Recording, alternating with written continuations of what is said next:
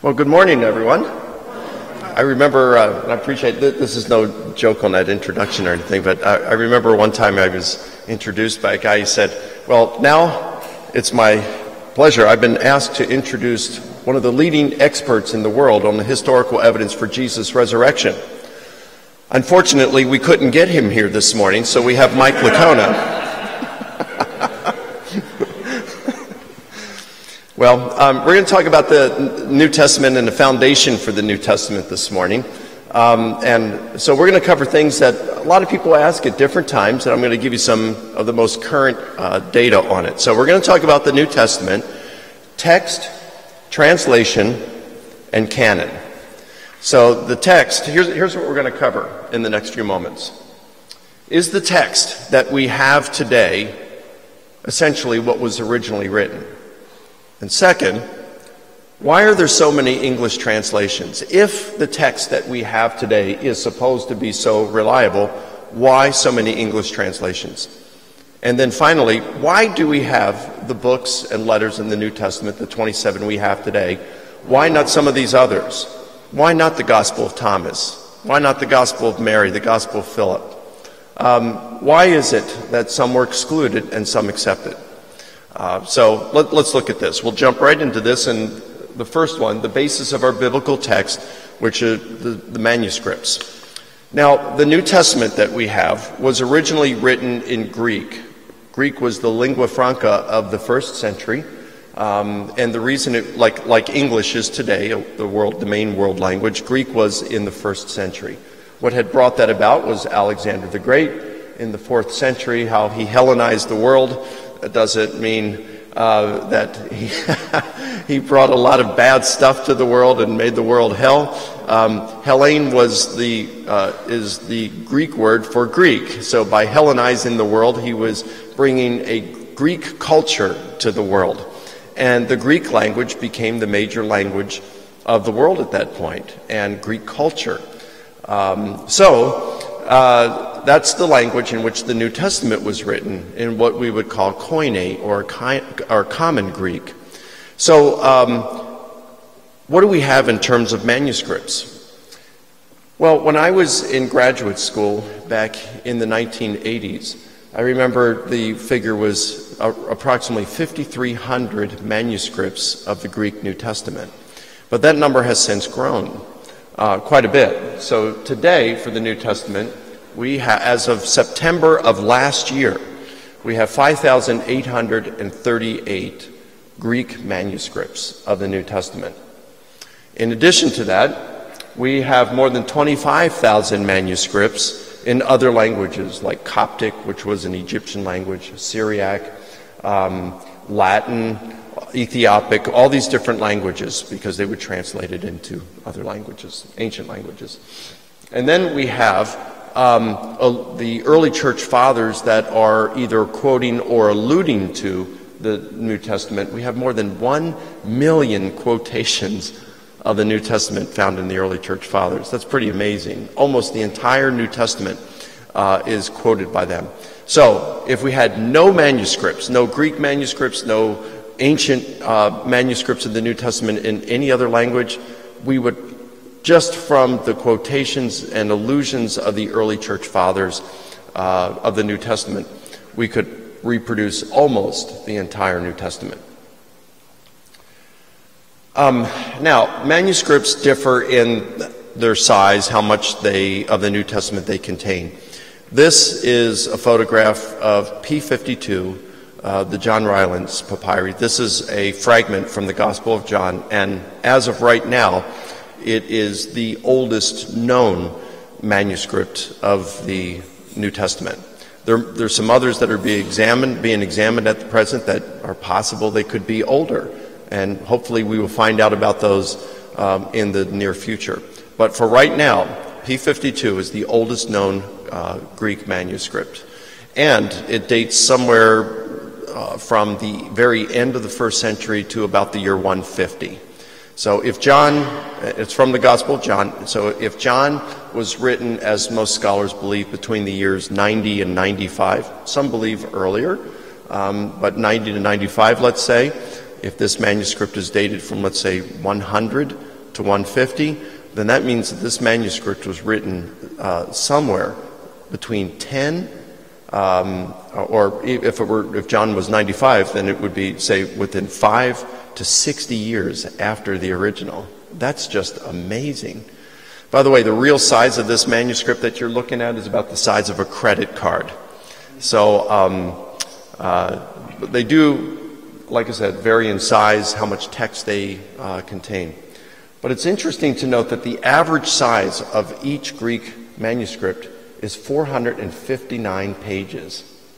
So if that was just a little fragment, we know that some are much longer than even 459 pages. But that's the average size. Greek manuscripts written within the first 1,000 years of Jesus' death, nearly 600. That's pretty amazing, as we'll see in a moment. And like I said, the oldest Greek manuscript, I should have there, 5 to 60 years. Now, the Homeric epics are the closest competitor. And for those we have nearly 2,000 manuscripts. This is the Odyssey and the Iliad. Nearly 2,000 manuscripts, and the oldest was written about 350 years after the original. Again, this is the closest competitor to the New Testament. The New Testament is better attested in its manuscript evidence than any other ancient literature from going that far back. It's pretty amazing. In fact, even the iconoclast, Bart Ehrman, who's out there trying to deconvert people from their faith, he himself admits this, that there's no better ancient literature attested by the manuscripts than the New Testament. So just to compare them again, Homeric epics, nearly 2,000 manuscripts. New Testament, 5,838 Greek manuscripts alone, not to consider or to mention all the other languages. And the oldest for the Homeric epics, 350 years after the original. The New Testament, 5 to 60 years. It's pretty amazing. Now, of course, when you have so many manuscripts, you're going to have differences among those manuscripts. And there have been an estimated of 300,000 to 400,000 variants in the manuscripts. So this is true, but these are usually minor variations. So we're going to look at those. Again, you're going to find these variants when you look at these thousands of manuscripts of Greek and then all the other languages and the allusions and quotations. You're just going to find a lot of differences. Here is one. Now, if you look at the United Bible Society's Greek New Testament, you'll find that they include in there the most important variations within the texts. And then they will provide the manuscripts that support those various readings. And then they will assign a grade to the reading that they've put in the text. They will give it an A, B, C, or D. So if it's an A, it means we are virtually certain that this is what the original said. If it's a B, we're pretty certain that this is what the original said. C, we really don't know what the original said, but it seems that the evidence slightly favors this position. D, they throw their hands up, and it could be any of these variant readings that we have in the text.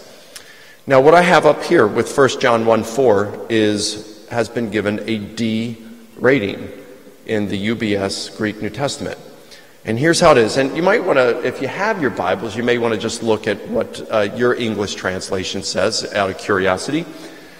But in one translation it will read, "We are writing these things in order that our joy may be full." In other translations it says, "We are writing these things in order that your joy may be full." Now, it's interesting to note that you can see here the word our is the Greek word haimon. The word your is humon. And the only difference is an eta or upsilon. An eta kind of looks like the English N. The upsilon looks like the English U. And you're thinking, what if the scribe just kind of wrote quickly and it was a little illegible? That's probably how the change took place. We really, honestly, don't know what the original said here, because each manuscript is attested by equally good manuscripts, or each reading is. But notice that it really doesn't change the meaning or any kind of doctrine. It does change the meaning, by the way. Is it our joy or your joy? So this isn't just a matter of spelling, word order, or grammar here. This is a change in meaning, but it doesn't change any doctrine. Now, Dan Wallace is one of the leading New Testament critics in the world. He says, in terms of the conclusions of New Testament textual criticism, that is when we look at all the different manuscripts and we're able to weed out all the differences or the errors that we know are certain errors. He says we can look at things and with the variations, the readings in the text, is it a viable reading? Meaning, is it attested by a good pedigree of manuscripts that make it plausible that this is the reading? And does it change the meaning? So is it viable and is it a meaningful variant? He says when you apply textual criticism, what we have left, where there's some differences, we don't know what the original said in terms of, because the other manuscripts present a viable and meaningful alternative here. The amount of manuscripts or readings is 1/4%. So that means that the New Testament that we are holding in our hands, we might not know the precise wording, but in terms of the meaning of what the text says, only 1/4% is in question. That's pretty good. And it doesn't change any sort of gospel doctrine involved. All right. Now, let me just say one thing here. Maybe you're thinking to your moment, yeah, but 1/4%. If only we could have 100% certainty of the text. Well, that would be nice. But I want you to keep in mind, you've probably all noticed this at times, that when you're reading through the New Testament, there are often times when it quotes the Old Testament or alludes to it. In fact, there are over 300 times in which this occurs. You ever look at some of these references and then you go back to the Old Testament because you see the cross-reference in the margin in your Bible? You go back to the Old Testament and you read it, and it reads differently than it does in the New Testament. Well, the reason is, there's a number of different reasons, but one of the main reasons is because when the New Testament authors quote the Old Testament, more than 50% of the time they're quoting from the Greek translation of the Old Testament called the Septuagint. And that began translation a couple hundred years before Christ and up until, about the time Jesus lived. They were translating the Hebrew Old Testament into Greek and then some other Jewish literature into Greek as well. The Greek translated it differently. You have different wording than you have in the Hebrew. And sometimes it's more of a paraphrase than it is a literal translation. The point I would like to make is, if the New Testament authors, some of whom walked with Jesus, if the New Testament authors felt a freedom to use a Greek translation rather than a literal word for word, that they were more concerned with communicating the thought than the actual words, maybe we shouldn't get so upset if we see something like there's 1/4% that is still in question here, but it doesn't change any kind of major doctrine. The New Testament authors didn't seem to be so concerned with that, and neither should we. And you think about this too, there are some who are really dead set on a particular interpretation. It's usually, or translation, it's usually the King James Version. King James Version is an excellent English translation, but I think we can, again, apply this, how the New Testament authors, again, some of whom walked with Jesus, and if they weren't so concerned with doing word for word translation and felt the liberty to quote paraphrases of the Hebrew with the Septuagint, we shouldn't make a big deal out of English translations as well. Now, there are some English translations that are just poor, like we'll talk about, in fact, that's our next thing. So we ask, why so many English translations?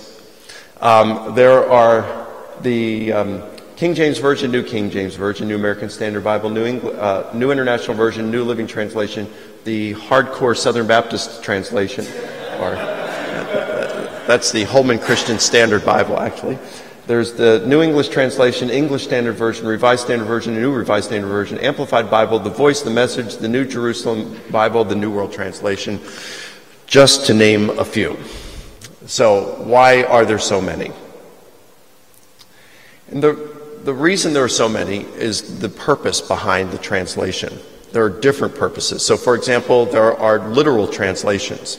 This would be like the King James Version, the New American Standard Bible, the English Standard Version. And these translations try to get it word for word as much as possible. The King James was that way, the New American Standard especially. The English Standard Version, not as much as the New American Standard Bible, but it's still considered a very, very literal translation. Excellent translations. All three of these are excellent translations. The Revised Standard and the New Revised Standard Version also tries to be a literal translation, and I think that those are also excellent translations. Not perfect, none of them are perfect translations. I have some issues with some of the things the Revised Standard, New Revised Standard says, but it is an excellent translation. And then there are what we call dynamic translations. Whereas, let's say the English Standard, the ESV and the NASB, RSV tried to do word for word, dynamic translations are more thought for thought. These would be things like the New International Version, the New Living Translation, and the Voice. The Voice was spearheaded by a colleague of mine at Houston Baptist University named David Capes. And so it's trying to do a thought for thought. And the Voice tries to do this even more by putting it more in the context of our own culture. So how would we in Western culture, if this was going on today, how would Jesus say this? And communicating thought for thought.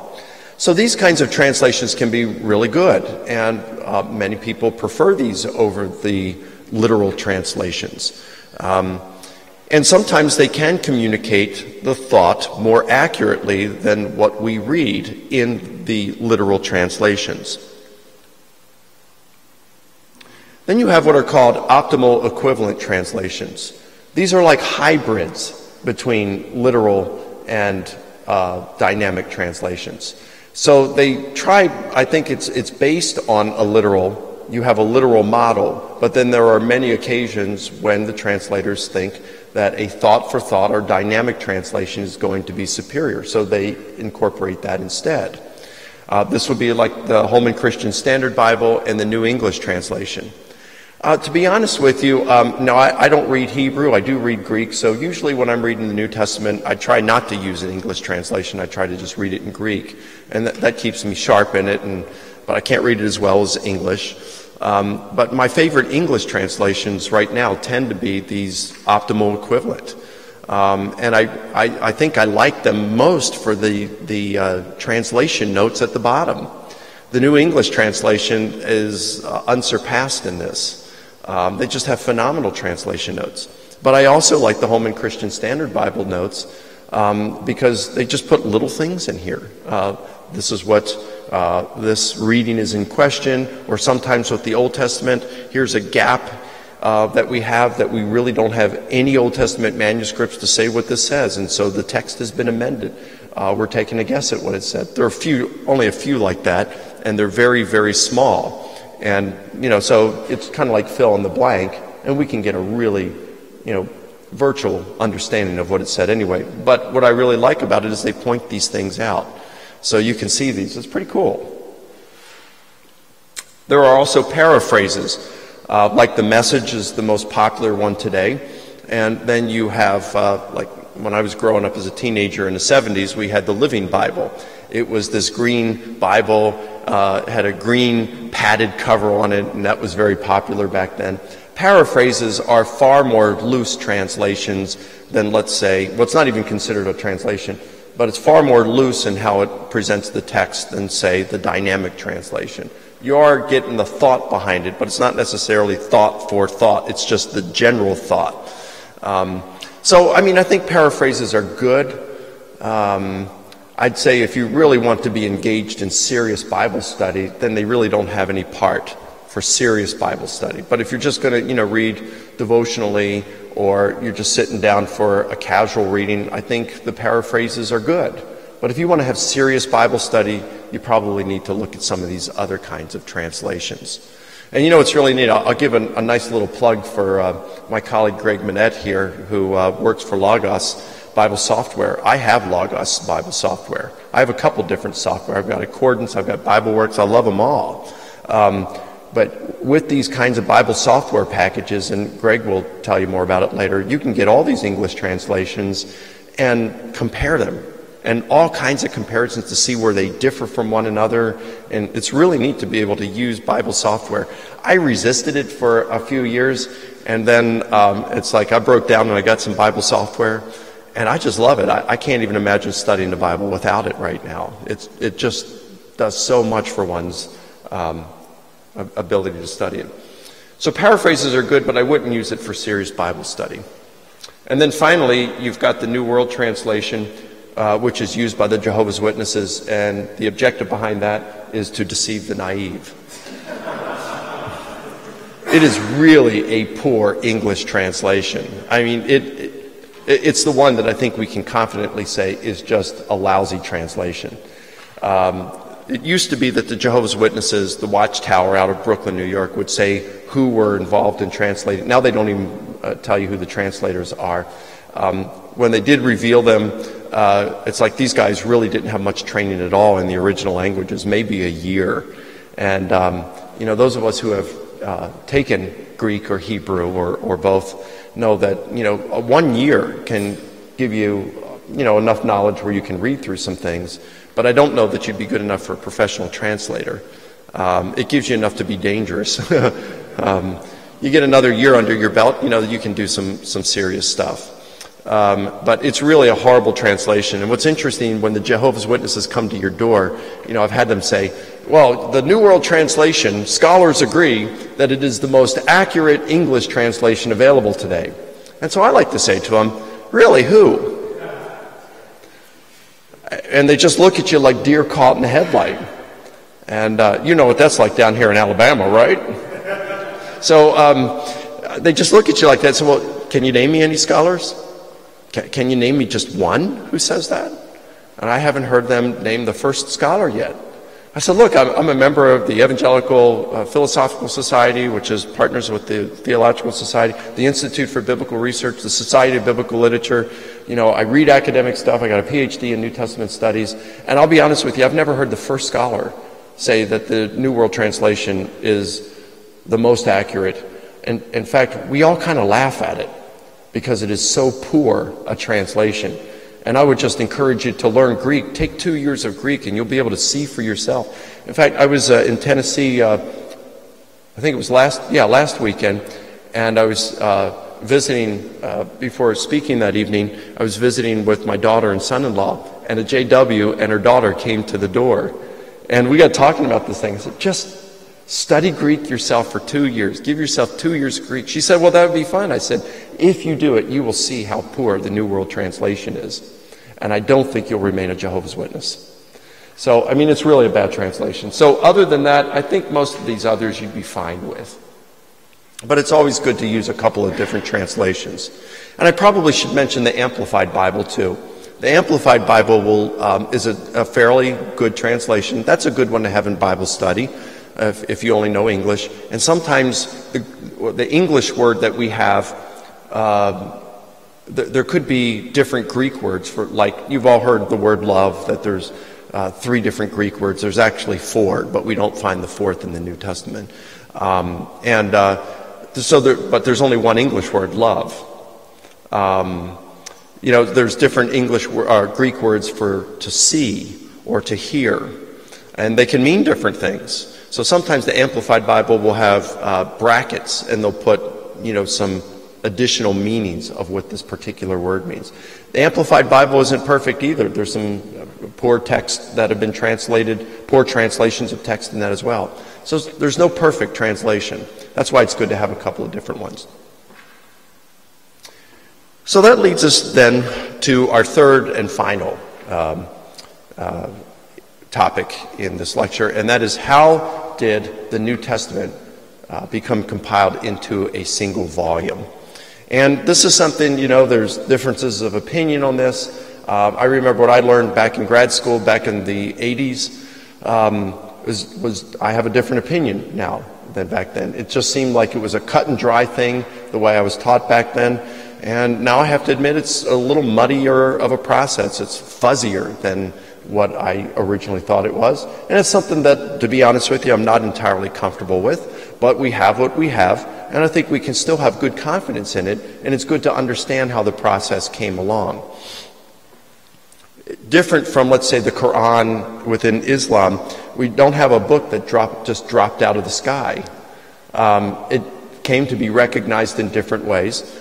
And honestly, I can kind of appreciate that, because it's not an all or nothing like it is with the Quran. Because the Quran drops out of the sky, in a sense. If any part of it's wrong, then it would appear that it's all wrong. But with the Scriptures, the New Testament, it's not necessarily that way. The Gospel of Luke, early on in the first century, 1 Timothy refers to it as Scripture. Paul's letters in 2 Peter are referred to as Scripture. So we can see that even in the first century, some Christians were referring to other Christian writings as Scripture. They were regarding them as divinely inspired. In the year 125, around that year, there was a guy named Polycarp, who was probably a disciple of the Apostle John. And he wrote a letter to the church at Philippi. And in that letter, he quotes Ephesians twice and refers to it as part of the sacred Scriptures. Now, that's kind of interesting. And what I like about this, too, there is debate today between scholars on whether Paul wrote Ephesians. And if Polycarp, I've seen a lot of the arguments, and listen, I'm open to him having not written Ephesians, but Polycarp, I've looked at the arguments for and against Ephesians. Personally, I don't have any problems with Paul writing it, and I find some of the arguments, most of the arguments, the arguments that are put forth as the strongest arguments against Pauline authorship of Ephesians, I find them kind of weak, and I think they're surmountable. So I don't have problems with Paul writing Ephesians. And I also think it's interesting that when you have a guy, Polycarp, who was probably discipled by the Apostle John, and he's quoting Ephesians and referring to it as sacred Scripture, well, that kind of weighs in favor of Pauline authorship. And then there's a guy named Justin, around the year 150. He ended up being martyred later on, so we call him Justin Martyr. And he quotes the Gospels numerous times throughout his writings. I forgot how many times. It's between 15 and 20, something like that. And on those occasions when he's quoting the Gospels, he refers to them as either the memoirs of the apostles or just the memoirs for short. And I think that's kind of interesting. So never does he quote the Gospel of Thomas and refers to Thomas in the sense as the memoirs of the apostles or any of the Gnostic Gospels in this way. Now, is it possible that the Gospels were using apostolic traditions from maybe another document or from oral tradition that was referred to as the memoirs of the apostles? It's possible that this is what Justin is referring to, the same kind of tradition that the Gospels borrowed from, or it could be that he's referring to the Gospels. But either way, when he's quoting what we find virtually word for word in the Gospels, he's referring to this as the memoirs of the apostles. So either Justin is regarding the Gospels as being memoirs of the apostles, or we can say that the traditions that are contained in them are memoirs of the apostles, according to Justin. And then later on, a few decades later, around the year 180, a guy named Irenaeus was referring to the fourfold form of the Gospels. So he was saying the church was looking at 4 Gospels, although there were other Gospels available at that time. They regarded 4 of them. Now, how did these books and letters come to be included in our New Testament? Why these and not others? Well, we really don't know. There isn't anyone out there that says, here are the criteria for being included in the canon. It'd be nice if that was there, but we don't have that. So we kind of have to go with some of the comments that they say, we don't include this, Peter didn't write this, so it wasn't allowed to be read in public worship in the churches. Things like that. And through inference, we can come up with four major criteria. And the first is, was it written by an apostle or a colleague of an apostle? So, for example, the early church tradition says that the Gospel of Mark was not a disciple of Jesus, one of the 12, but that he got his information from Peter. So he would have been a colleague of the disciples. The Gospel of Luke was not one of the 12. He was not an eyewitness, but in the first 3 verses of Luke's Gospel, he said he got his information from the eyewitnesses. So, would have been a colleague of an apostle. And in fact, the author of Luke's Gospel, most scholars, the majority of scholars, regard him as one of the traveling companions of Paul, same author as Acts. So that does lead to some questions like Hebrews. Who was it written by? We really don't know. The early church, a lot of people in the early church regarded it as being written by Paul. Today, almost no scholars regard Hebrews as being written by Paul. And that includes evangelical scholars. And the reason being is because the style, the vocabulary is very different than what we find in Paul. The Greek is different. Paul, I think, probably had ADD. And I say that with no insult. I've got ADD, which means attention deficit squirrel. Paul just found it difficult at times to stay on subject. So he'd go on something and he'd say a phrase or a sentence and it's like, oh yeah, I got to deal with that. And so he goes off on this rabbit trail, and sometimes it can be a while before he pulls himself back on topic. The author of Hebrews doesn't do that. The author of Hebrews is a tremendous orator. And has a really good command on the Greek language. It probably wasn't Paul who wrote Hebrews. We just don't know who wrote it. But was it a colleague of Paul? The Hebrews contains a lot of Pauline thought, so many scholars think that it was someone who knew Paul. In fact, some have suggested it was Luke who wrote Hebrews. Some said it was Apollos, who Paul mentioned, or who is mentioned in the book of Acts. We just don't know. But was it written by an apostle or a colleague of an apostle?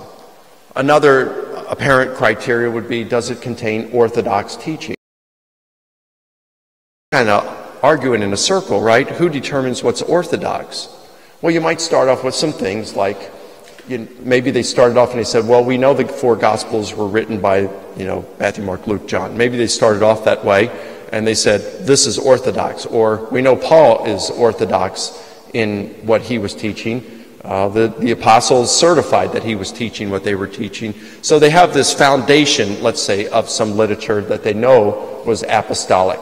And so they could compare that and they'd say, okay, well, we know that the apostles were actually teaching that Jesus was raised bodily from the dead.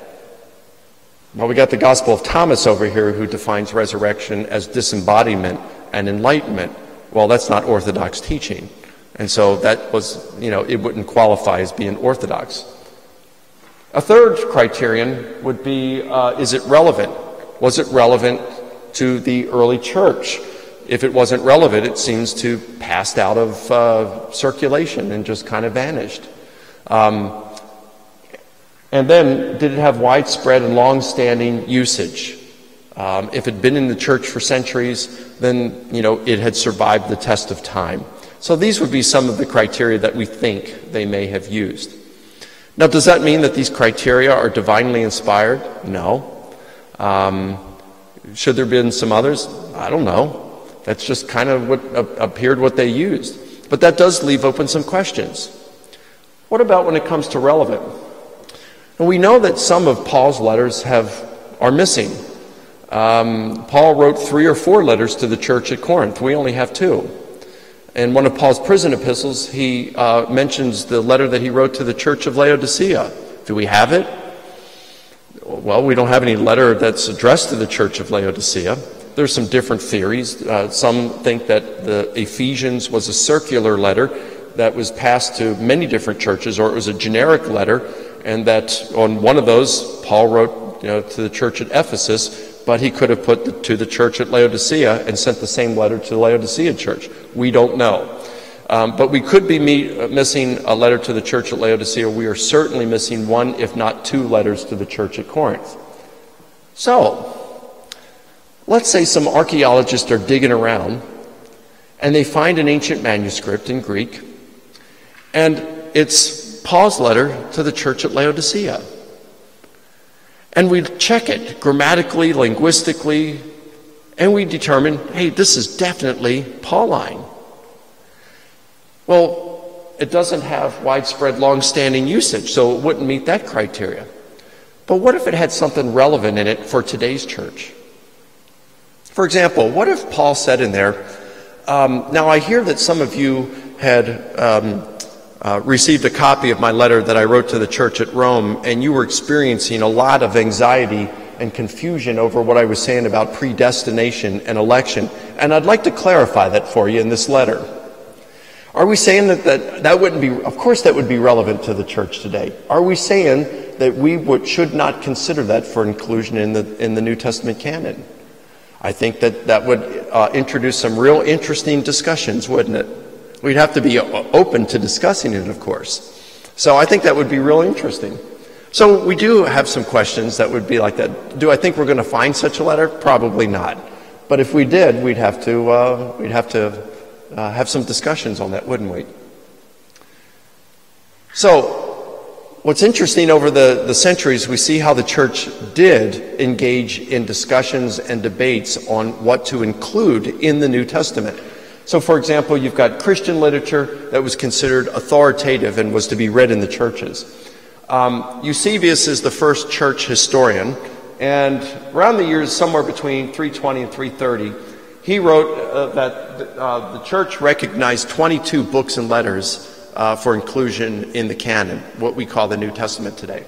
So the G4 stands for our four Gospels, and then you got Acts, 10 of Paul's letters, and you'll see how I divide these, 10 of Paul's letters and then 3 of Paul's letters. And the reason I put the 3 times here is because those 3, we will see, were questioned whether Paul wrote those in antiquity and whether they should be included in the New Testament. You have Hebrews.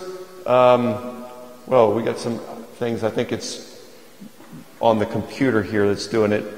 So I'm guessing that says 1 Peter and 1 John and Revelation. And then you had Eusebius said that there were 5 that were doubtful. James, Jude, 2 Peter, 2 and 3 John. So these were but these generally in his day were considered doubtful, so they weren't included in any kind of New Testament. Which is interesting here. You find in the Da Vinci Code, and some people who still repeat it today, that said at Constantine at the Council of Nicaea determined which books and letters to put into the New Testament and which to exclude. That wasn't even discussed at the Council of Nicaea. And we can see when Eusebius, who was present at the Council of Nicaea, there were only 22 of the 27 books and letters of the New Testament that were included in, we could say, Eusebius' canon. Then you have Cyril of Jerusalem around the year 350, just a couple decades later. He had the 4 Gospels, but he also included the Gospel of Thomas. And he's the only one ever to have done that. He had Acts, he had all 13 of Paul's letters, he had all the 27 books and letters that we have today, with the exception of Revelation. He excluded that because he said John didn't write it, but he included the Gospel of Thomas. In 363, you have the 26 books and letters. You can see that the Laodicea Synod excluded the Gospel of Thomas. Thomas would never appear in a canon again. We have 26, the only one excluded, Revelation. Athanasius in the year 367, he is the first one to include all 27 that we have today. Gregory of Nazianzus in 390, same 27 we have today. The African canons of 393 to 419, the 27 that we have today. And then you have Jerome in the year 394, the 27 that we have today. So you can see the church, it's a pattern. They're pretty settled on these 27, but it still wasn't in completely settled. Augustine in 395 to 400, 27.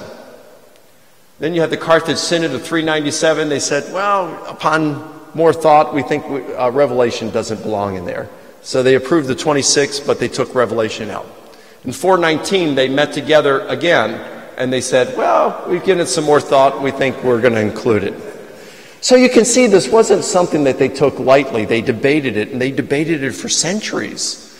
It wasn't something that a single council just came to a decision. They said, hey, we like these, we don't like these. The tendency was to exclude. And only over time did they start including some more. I mentioned, was Hebrews one of Paul's letters? You got Eusebius that says, perhaps.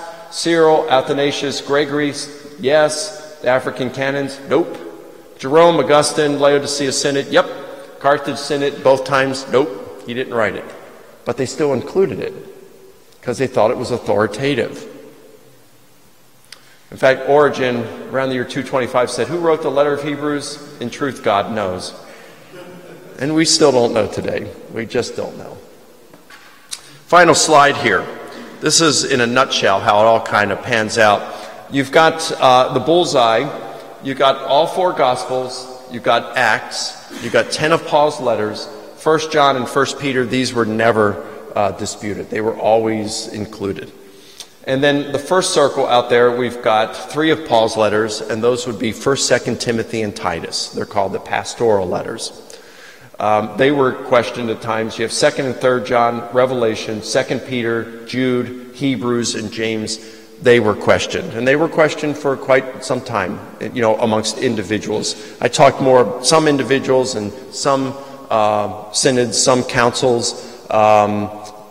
There were numerous ones that I left out, but these were questioned. And in fact, many scholars today question the authorship of several of these. Like 2 Peter and Jude are still really questioned today, whether Peter wrote 2 Peter, whether Jude wrote Jude.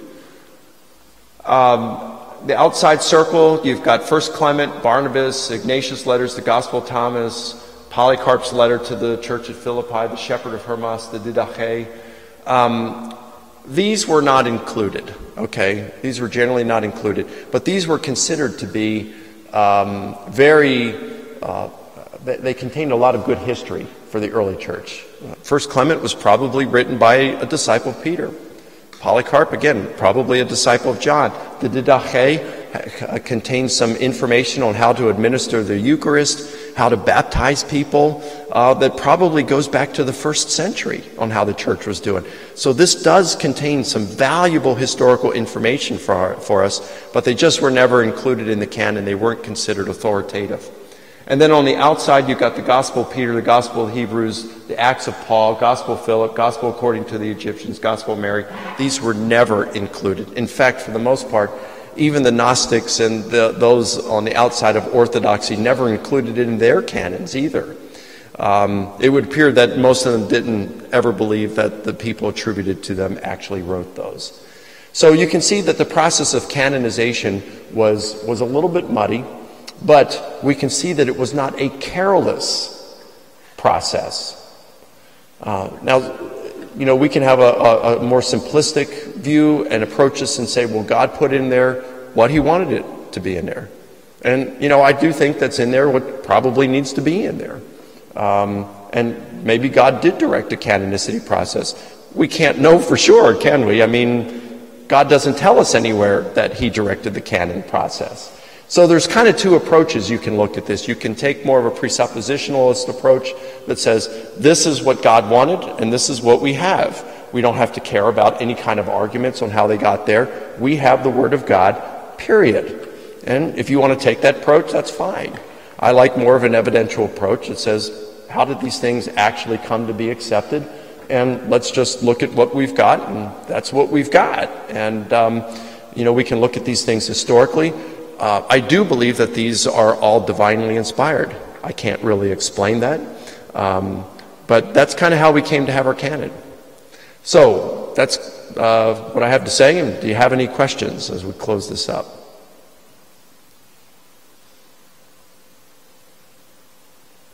Snide remarks. Translations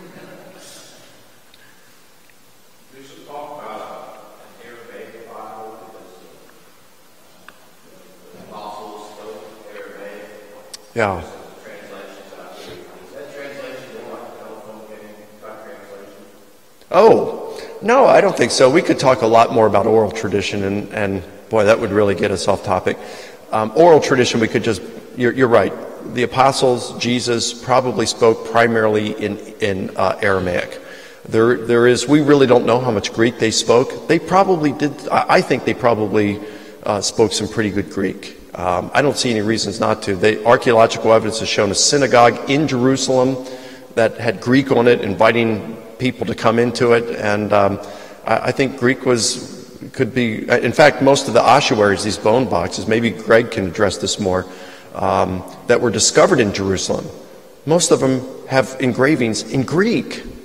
So I think that Greek was probably, even in Jerusalem quite a bit. Jesus probably spoke in Greek. I mean, how do we think Pilate and Jesus communicated with one another? Was it like it showed in the Passion of the Christ that Jesus spoke Aramaic and Pilate spoke Latin and they understood each other? They probably spoke in Greek to one another.